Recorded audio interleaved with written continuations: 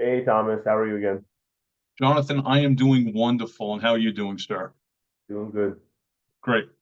So I want to talk about, so we've been looking to hire over the last 3 to 6 months. We've been hiring different people for different roles. Mhm. And I think finding the right person through the resumes and figuring out when you actually hire them and then even after you hire them, how do you know that they were the right hire? So I want to, spend a few minutes going over this and kind of see what your thoughts on how this all works. All right. Basically,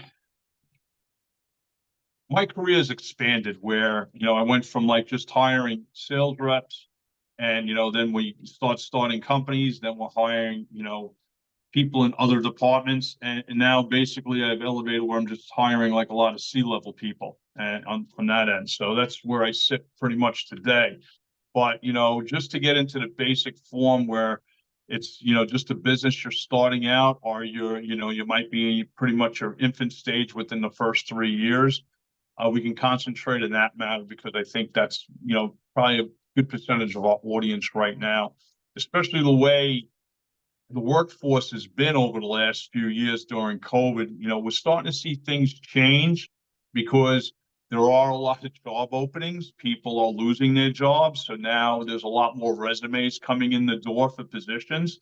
So now becomes a filter instead of like, just trying to hire anybody, which you should never do that. Okay. You want to hire the right people. Yeah. So, and that goes for any department, not just sales. It goes for any department. You want to basically have a situation where you can have a screening process.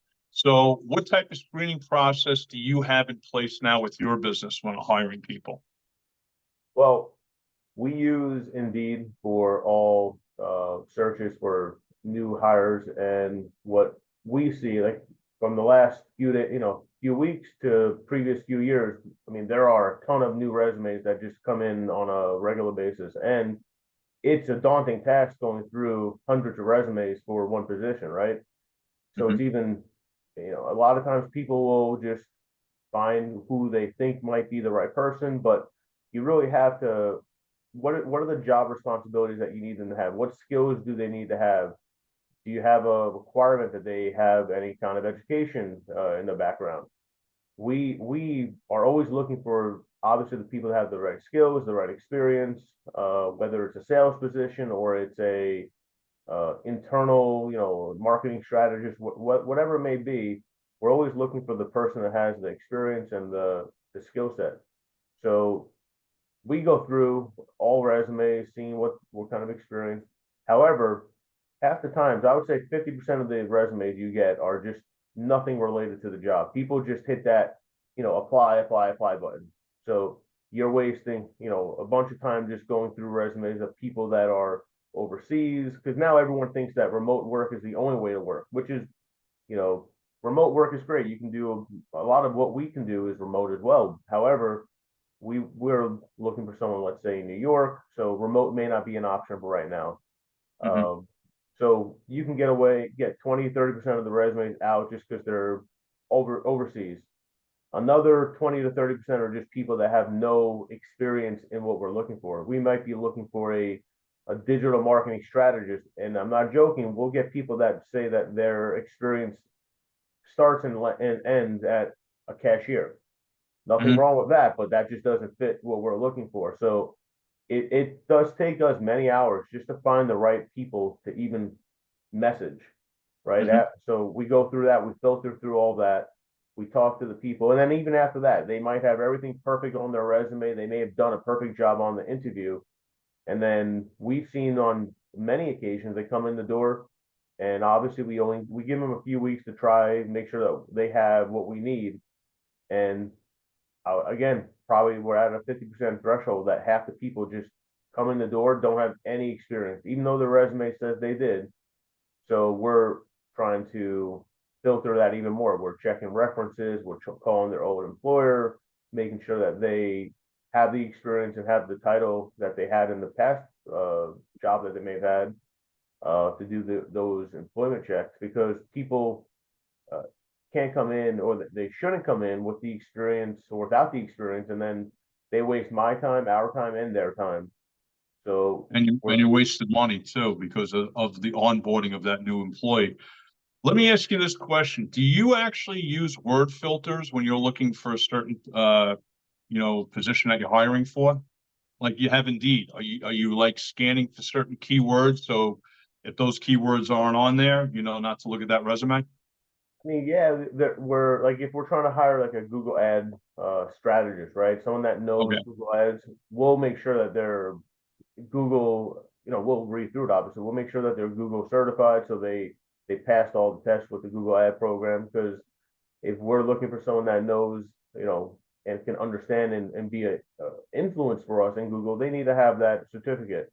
So yeah, we are using that. It gets a little more tricky with the sales roles, right? Because people are Mhm. smart. People are using ChatGPT to put together the resume, right? So Mhm. they may have zero experience, or a lot of companies have folded over the last couple of years. So a lot of those types of companies are hard to even check their employment, right? If they worked at, I can't think of one right now. Let's say Toys R Us. They were a marketing director at Toys R Us. They went out 8 years ago, 7 years ago. So how are you going to check that? So there are a lot of companies out there that just are not around, and you can't even verify their employment. Um, so it is tricky. It is hard. You waste a lot of time, but even after, right? Let's say you have the right person, you think that you felt really good with the person that interviewed with, and they everything checked.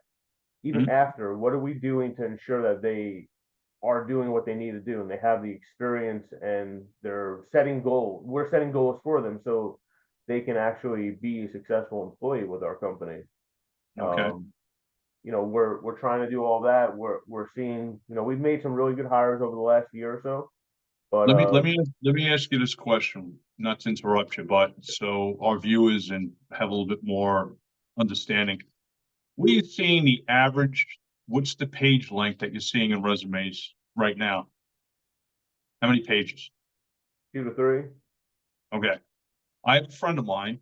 Actually, she reached out to me last week. So, she's actually looking for a position. She said, "Hey, listen, can you look over my resume?" Now, she's about 45. So I was like, "Sure, no problem. Send it to me." Because I've been looking at, and I looked over 10,000 resumes in my career, and they're comical. But as soon as you sent it to me, it's like 3 full pages. And I'm just like, first off, you got to bring it down to 1 page. And, it's very simple. I mean, you mentioned ChatGPT. Anybody who's using ChatGPT to do your resume, eh, wrong thing to do. Don't do that. If you're looking for certain positions that you want to get hired, take the time to and you feel that you can do that position, then take the time to look for the keywords for that position. Put those keywords in. The only reason I'm telling you to do that, because a lot of companies, especially when you're starting to go to mid-size and larger companies, they're filtering just looking for keywords. They're not going to look at what school you went to or whatever. They're looking for those keywords. Then that's going to get like actually put on the conveyor belt to go to that human resource or that hiring person. So then you got your foot in the door. Then when they give you an initial phone call, which could be a phone interview, which usually that's my first step, when I'm hiring people, then I see after I feel it out, then I want to bring them in. Because a resume is just a story. That's all it is. It's a story. Just because you went to Harvard or Yale, or you got a master's degree from somebody, that doesn't mean you're going to get hired. When you're face to face with the individual, that's what's going to make the whole, story come to fruition, because now it's face to face. Yeah. So, I mean, listen, to wrap it up, I mean, I think it's what, 10 for every 10 years of experience, you could have an additional page, Yeah. something like that.